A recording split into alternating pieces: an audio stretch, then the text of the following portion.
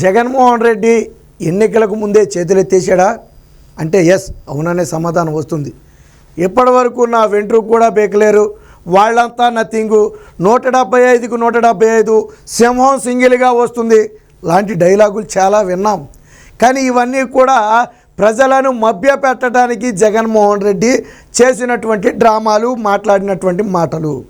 అయితే చివరికి వచ్చేటప్పటికి ప్రజలకు కూడా విషయం తెలిసిపోయింది. జగన్మోహన్ రెడ్డి చేతులెత్తేసాడికి ఏమీ చేయలేడని ప్రజలకు కూడా తెలిసిపోయిన నేపథ్యంలో ఇప్పుడు చివరి రాగం అయితే నిన్న పాడేయటం జరిగింది. ఒప్పుకున్నాడు, నేను ఓడిపోబోతున్నాను, ఈ ఎన్నికలు జరిగే తీరు చూస్తే నా ఓటమి ఖాయమన్నట్టుగా ఆయన పరోక్షంగా ఒప్పుకోవడం జరిగింది. ఈయన ఏమన్నాడంటే ఎన్ని కుట్రలు కుతంత్రాలు చేస్తున్నారు, అసలు ఇవన్నీ చూస్తుంటే ఈ ఎన్నికలు సక్రమంగా జరుగుతాయా అనే అనుమానం కలుగుతుంది, సక్రమంగా జరుగుతాయనే నమ్మకం నాకు లేదు అని మాట్లాడుతున్నాడు. అంటే చివరికి ఎన్నికల మీద పెట్టేశాడు. ఇప్పటి వరకు సింగిల్ అన్నావు, సింహం అన్నావు, నేను బటన్లు నొక్కాను, ప్రజలు రేపొద్దున ఓట్లు నొక్కుతారన్నావు, నా వెంట్రుకు కూడా బేకలేరన్నావు, చంద్రబాబు ఆఫ్టర్ ఆల్ అన్నావు, చంద్రబాబు నథింగ్ అన్నావు, నాకు 25 ఏళ్ల పాటు తిరిగే లేదన్నావు. ఇప్పుడేమో ఎన్నికలు సక్రమంగా జరుగుతాయో లేదోనని భయం వేస్తుందని చెప్పి డ్రామా మొదలుపెట్టాడు. అంటే ఒక రకంగా సెంటిమెంట్ డ్రామా, బ్లాక్మెయిల్ డ్రామా. ప్రతిపక్షాలనేమో బ్లాక్మెయిల్ చేయటం అన్నట్టు ఇది. ఎందుకు ఏమని బ్లాక్మెయిల్ చేస్తున్నాడు? ఎన్నికలు సక్రమంగా జరుగుతాయా అని అనుమానం కలుగుతుందంట. ఎందుకు కలుగుతుంది అంటే ఇష్టానుసారంగా అధికారులను మార్చేస్తున్నారట. ఎవరు మార్చారు? చంద్రబాబు నాయుడు మార్చారా? పవన్ కళ్యాణ్ మార్చాడా? ఎవరు మార్చారు? ఎన్నికల కమిషన్ మార్చింది. ముందు మన కింద నలుపు చూసుకోవాలి కదా. కొద్దిగా వెనక్కి వెళ్దాం. జగన్మోహన్ రెడ్డి మాట్లాడాడు కాబట్టి మనం కూడా మాట్లాడదాం. కొద్దిగా వెనక్కి వెళ్దాం. 2019 సమయంలో డీజీపీ దగ్గర నుంచి సిఎస్ వరకు ఎన్నికల కమిషన్కు ఫిర్యాదు చేసి మార్పించిన వ్యక్తి ఎవరు మార్పించింది? జగన్మోహన్ రెడ్డే కదా. 2019లో సిఎస్ మారిపోయాడు, ఎన్నికల కమిషనర్ డీజీపీ మారిపోయాడు, ఇంటెలిజెన్స్ చీఫ్ మారిపోయాడు. అప్పట్లో ఉన్నప్పుడు ఏపీ వెంకటేశ్వరరావు మీద ఇంటెలిజెన్స్ చీఫ్గా ఉన్నప్పుడు ఏం చేశారు? కంప్లైంట్ చేశారు కదా మీరు. సో అందరూ ఎలా మారిపోయారు? జగన్మోహన్ రెడ్డి కంప్లైంట్ ఇస్తే మారిపోయాడు. మరి చంద్రబాబు గారు ఎప్పుడూ మాట అనలేదే, నీలాగా చివరి రాగం పాడేయలేదే ఆయన. ఎన్నికల కమిషన్ మార్చింది అంటే దానికి ఉన్న అధికారాలను ఉపయోగించి జరుగుతున్న పరిణామాలను గమనించి మారుస్తుంది. ఆ రోజు చంద్రబాబు గారు అనలేదే ఎన్నికల కమిషన్ ఇష్టం వచ్చినట్టు మార్చేస్తుంది, ఎన్నికల కమిషన్ తప్పు చేసింది, ఎన్నికల కమిషన్ మాకు ద్రోహం చేసింది అని ఆ రోజు చంద్రబాబు గారు అనలేదే. మరి నువ్వెందుకు అంటున్నావు ఈరోజు? ఏ రాష్ట్రంలోనైనా ఎన్నికలు జరిగే సమయంలో అధికారులు మారుతారు. ఎందుకనంటే అప్పటికే అధికారంలో ఉన్న ప్రభుత్వానికి అధికారులు కొమ్ము కాయటం అనేది కొద్ది గొప్ప జరుగుద్ది. అది వాస్తవం కూడా. ప్రతిపక్షాలకు కూడా భయం ఉంటుంది కాబట్టి ఫిర్యాదు చేస్తారు. అలాగే ఇప్పుడు ఫిర్యాదు చేస్తే మార్చారు. ఇంతకీ జగన్మోహన్ రెడ్డి అసలు భయం ఏంటంటే తనకు కావాల్సిన పరమేశ్వర్ రెడ్డి దగ్గర మొదలు పెడితే, ఐపీఎస్లో అమ్మిరెడ్డి దగ్గర మొదలు పెడితే ఇప్పుడు డీజీపీ రాజేంద్రనాథ్ రెడ్డి వరకు అనేక మందిని మార్చేశారు. సో అది ఆయనకు మింగుడు పడట్ల. ఆయన ఎన్నికలకు ముందు సగ్గా ఐఏఎస్ని ఐపీఎస్ని కావాల్సిన వాళ్ళని ఎందుకు పెట్టుకున్నాడు? ఎన్నికలు తాను అనుకున్నట్టుగా జరిపించడానికి. కానీ ఎప్పుడైతే ఎన్నికల కమిషన్ పసిగట్టి వీళ్ళంతా వైసీపీ తొత్తులు అని తీసి పక్కన పెట్టిందో ఇప్పుడు ఈయనకి కాళ్ళు చేతులు ఆడట్లా. ఎందుకని? తన అనుకున్న వాళ్ళందరూ అక్కడ లేచిపోయారు. మరి ఇప్పుడు ఎవరు సహకారం చేస్తాడు? పైగా వీళ్ళెవరిని ఎన్నికల విధుల్లో పెట్టొద్దని చెప్పారు. దీంతో ఈయనకి చేతులు కాళ్ళు ఆట్ల. ఎందుకనంటే నా నా నా అని పెట్టుకున్నటువంటి వాళ్ళందరినీ కూడా పీకి పక్కన పెట్టారు. అసలు ఎన్నికలు నిష్పక్షపాతంగా ఇప్పుడు జరుగుతాయి. ఎప్పటి వరకు అనుమానం ఉండేది, బట్ ఇప్పుడు జరుగుతాయి. నువ్వు చివరి రాగం పాడావంటే అర్థమైపోయింది. నీ అనుకున్న వాళ్ళందరినీ తీసేశారు కాబట్టి నీ చేతులు ఆ కాళ్ళు కూడా పనిచేయని పరిస్థితి. ఇంకా నీ అనుకున్న వాళ్ళు ఎవరైనా ఒకరు మిగిలారంటే చీఫ్ సెక్రటరీ ఒకరే మిగిలారు. నా భయం లేదు, ఆయన మీద కూడా వేటు పడుద్ది.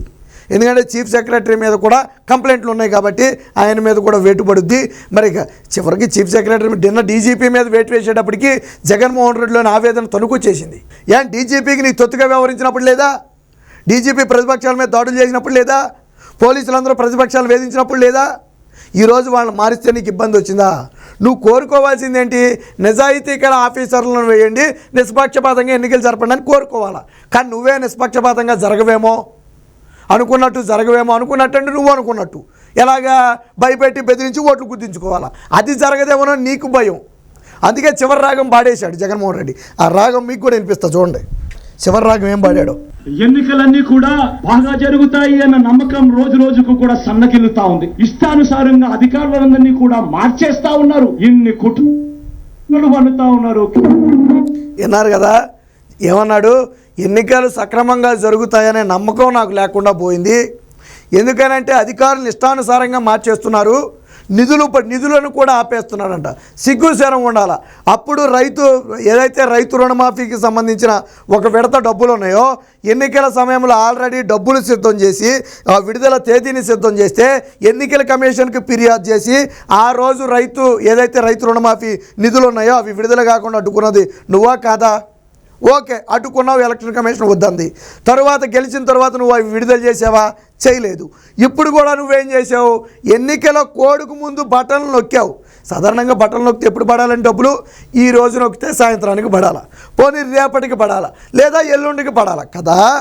నువ్వు నొక్కి దాదాపు నెల అయింది, ఈ రోజుకి దాని డబ్బులు పడలా అంటే డబ్బులు ఖాతాలో లేకుండా ఎన్నికల కోడ్ వచ్చేస్తుందని ఉత్తుత్తు బటన్లు నొక్కావు కదా. మరి ఎన్నికల కోడ్ వచ్చిన తర్వాత సాధారణంగా ఎన్నికల కమిషన్ నిధులను అడ్డుకుంటుంది. 2019 రైతు రుణమాఫీ నిధుల్ని అడ్డుకుంది కదా, అలాగే వీటిని కూడా అడ్డుకుంటుంది. ప్రజల్ని మోసం చేసింది నువ్వు. నిధులు ఎవరు ఆపారు? చంద్రబాబు నాయుడు లేఖ రాశాడా ఆ నిధులు ఆపండి అని? లేకపోతే వృద్ధులకు పింఛను వద్దని చంద్రబాబు లేఖ రాశాడా? కాదు కదా. ఎలక్షన్ కమిషన్ కొన్ని రూల్స్ ఉంటాయి.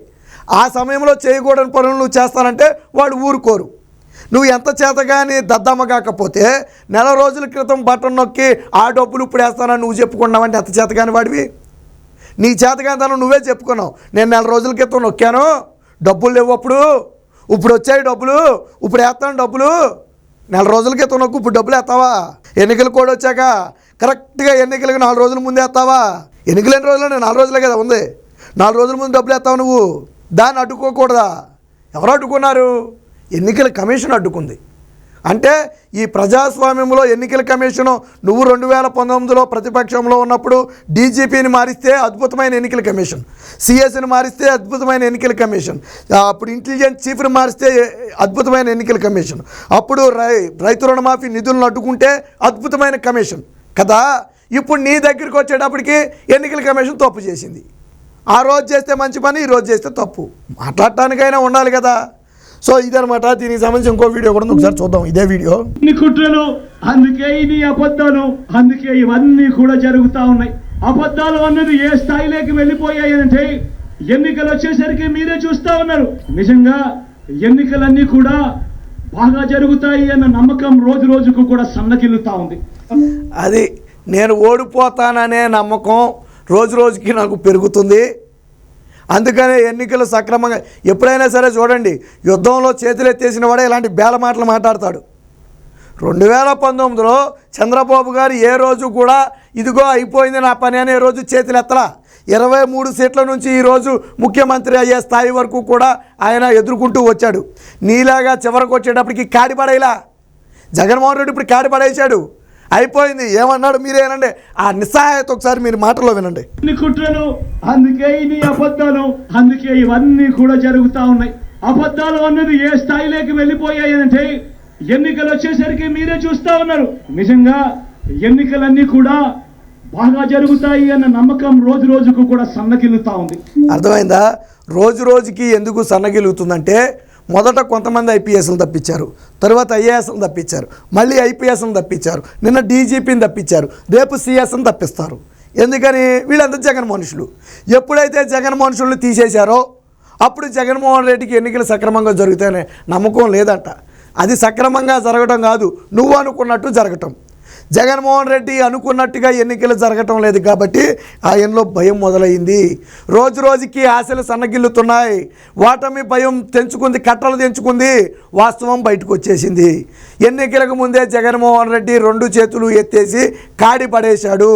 వైసీపీ పార్టీని నడి సముద్రంలో వదిలేశాడు. ఎప్పటి వరకు జగన్మోహన్ రెడ్డి మాటలు నమ్మి 175 అని ఎగిరిన వైసీపీ బ్యాచ్ అంతా ధమాల్ని కింద పడ్డారు. ఇప్పుడు నేను జగన్మోహన్ రెడ్డి మాటలు తప్పకి వైసీపీలో ఒక్కొక్కడికి సౌండ్ లేదు. ఈయనేంట్రా బాబు, ఎన్నికలు రాకముందే రోజు రోజుకి ఆశ సనగిల్ని అంటున్నాడు, ఇక అయిపోయింది అంటున్నాడు, ఇప్పుడు దాకా ఈయనేదో పొడిచేస్తాడని మనందరం వెనకమాల తిరిగాం అని వాళ్ళు కంగారు పడే పరిస్థితి. ఎన్నికలకు ముందే జగన్మోహన్ రెడ్డి హ్యాండ్స్ అప్ అనటానికి ఇదే నిదర్శనం.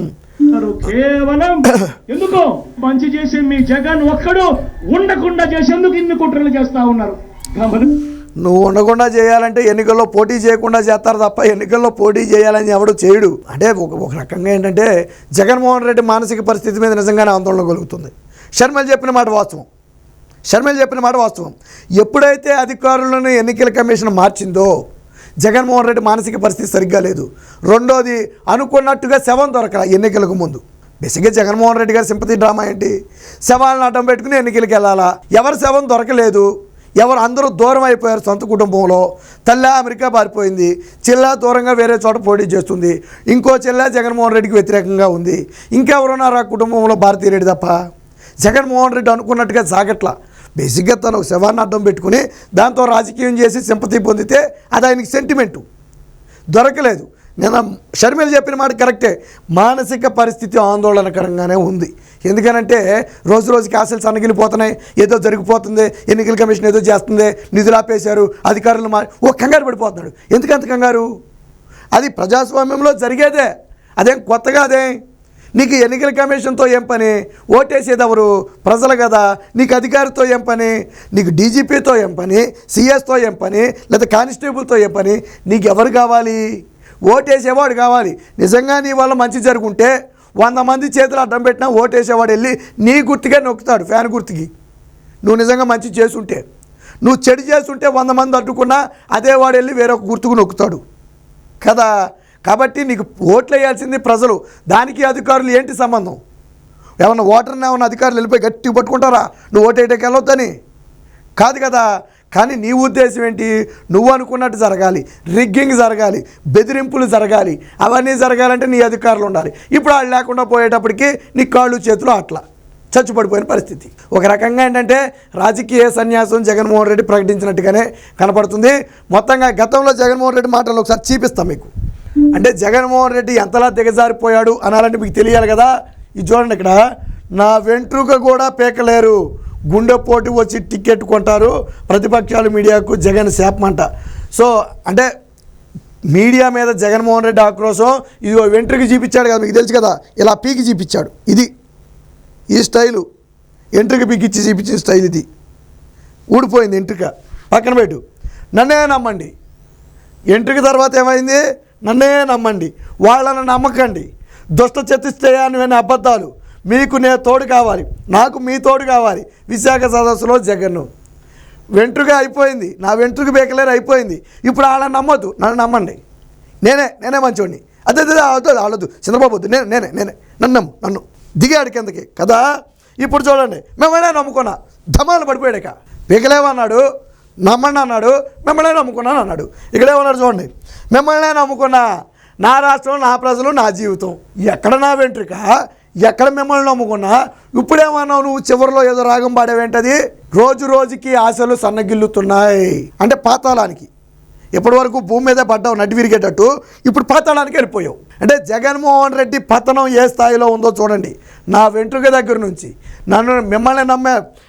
నన్నే నమ్మండి దగ్గర నుంచి, మిమ్మల్నే నమ్ముకున్న దగ్గర నుంచి రోజు రోజుకి ఆశలు సన్నగిల్లుతున్నాయి. స్టెప్ బై స్టెప్ ఏదో సినిమాలు అంటారు చూడండి, ఈ డేట్కి జరుగుతుంది అని ఏదో నాగార్జున సినిమాలో డైలాగ్ ఉంటుంది. అలాగే జగన్మోహన్ రెడ్డి కూడా ఇదిగో స్టెప్ బై స్టెప్ ఇప్పుడు పూర్తిగా పాతాళానికి. చివరి రాగం పాడేశాడు. ఎన్నికల ముందే జగన్మోహన్ రెడ్డి ఓటమిని ఒప్పుకున్నాడు.